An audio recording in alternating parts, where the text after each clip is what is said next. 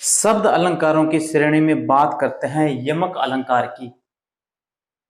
जिस प्रकार अन्य अलंकारों का कार्य है काव्य की शोभा बढ़ाना, उसी प्रकार ही यमक अलंकार का भी अपना वही कार्य है काव्य की शोभा बढ़ाना। ये किस प्रकार काव्य की शोभा बढ़ाता है, किस प्रकार इसका वाक्य में प्रयोग किया जाता है, कैसे हम पहचान पाते हैं कि इसके अंदर यमक अलंकार है या कोई दूसरा अलंकार है। तो आइए देखते हैं सबसे पहले यमक अलंकार की परिभाषा। जब किसी वाक्य में एक ही शब्द दो या दो से अधिक बार भिन्न भिन्न अर्थ के साथ आए तो वहां यमक अलंकार होता है। क्या होता है? यमक अलंकार होता है। मान लीजिए जब कोई एक ही शब्द है और वह दो या दो से अधिक बार किसी वाक्य में आता है, लेकिन उसका अर्थ भिन्न होना चाहिए। अगर सेम अर्थ होता है तो वो कोई दूसरा अलंकार होता है, जिसकी बाद में बात मैं करूंगा। अगर अर्थ अलग अलग है, भिन्न है, तो वो यमक अलंकार होता है। यम का मतलब होता है युग्म। युग्म यानी जोड़ा, यानी एक ही शब्द का जोड़ा। कुछ उदाहरणों से हम समझते हैं कि यमक अलंकार है, उसको हम कैसे पहचानते हैं।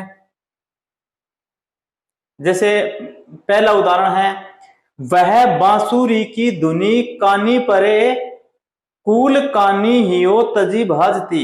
यहां एक शब्द है जो दो बार आया है, कौन सा? कानी। लेकिन यहां दोनों कानी का अर्थ अलग अलग है। पहले का क्या अर्थ है?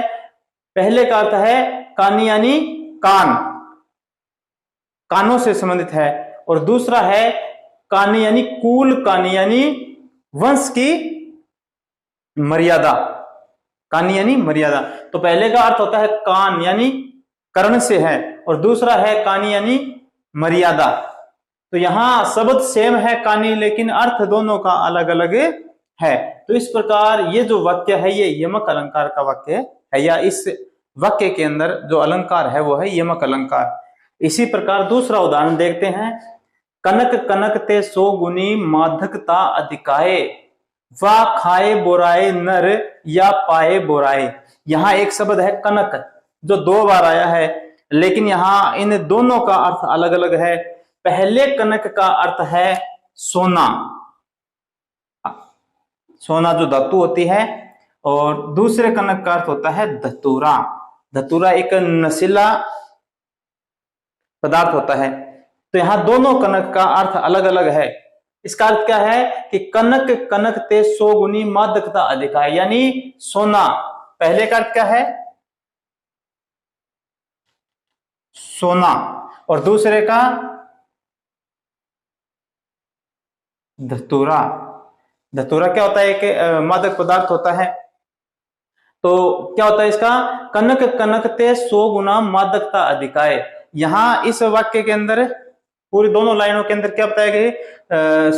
धन पाकर के जो व्यक्ति घमंड उसके अंदर जो आता है उसके बारे में बताया गया है कि कनक कनक ते सो गुनी मादकता अधिकाय, यानी जो सोना होता है उसके अंदर धतूरे से भी 100 गुणा क्या होती है? मादकता होती है, यानी नशा होता है। वह खाए बोराए नर, यानी धतूरे को तो खाने से व्यक्ति बुरा होता है, जबकि या पाए बुराई, लेकिन सोने को यानी धन को तो पाने से ही व्यक्ति है वो घमंड में आ जाता है, यानी बुरा हो जाता है। तो यहाँ दोनों कनक का अर्थ है वो अलग अलग है, इसलिए इस वाक्य के अंदर यमक अलंकार है।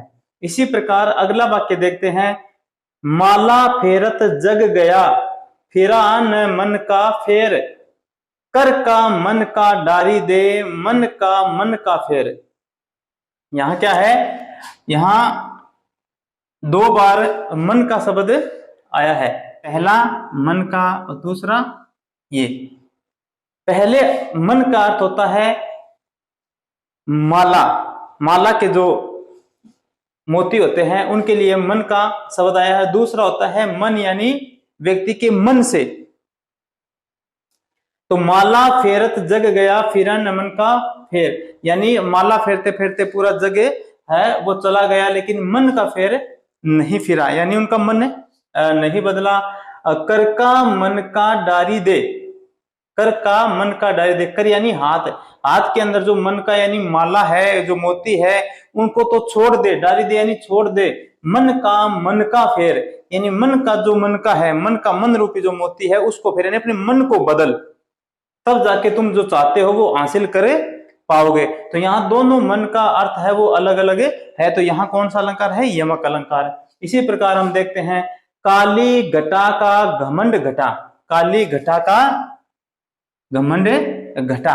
यहाँ पहला जो काली घटा है यानी काले बादलों के लिए कहा गया है, और दूसरा है घमंड घटा यानी बादलों का चले जाना, बादलों की जो काली घटा थी वो चली गई, यानी उसका घमंड है वो खत्म हो गया।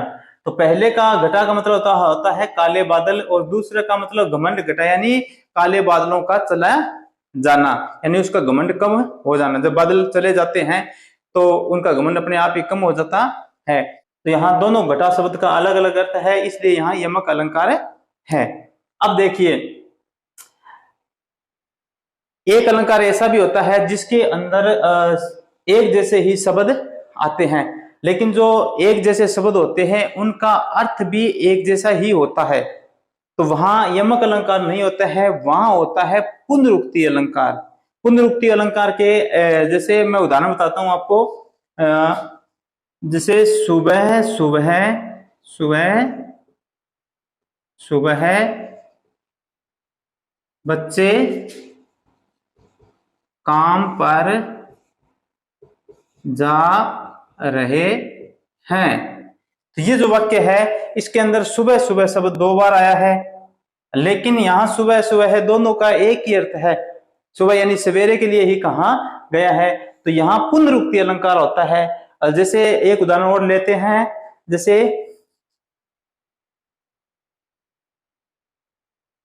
आम से मीठा मीठा रस टपक रहा है। तो आम से मीठा मीठा यानी मीठा मीठा शब्द 2 बार आया, लेकिन इसका अर्थ है वो सेम ही है। तो जहां सेम अर्थ होता है वहां तो होता है पुनरुक्ति अलंकार। बाकी अगर जिस शब्दों का अर्थ अलग अलग होता है वहां यमक अलंकार होता है।